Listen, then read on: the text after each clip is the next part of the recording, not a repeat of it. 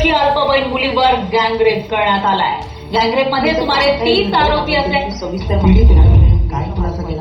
एका आठवडाभरातच पुण्यामध्ये 2 अल्पवयीन मुलींवर बलात्कार झाल्याच्या घटना घडलेल्या आहेत. त्यामुळे पुणे हादरले.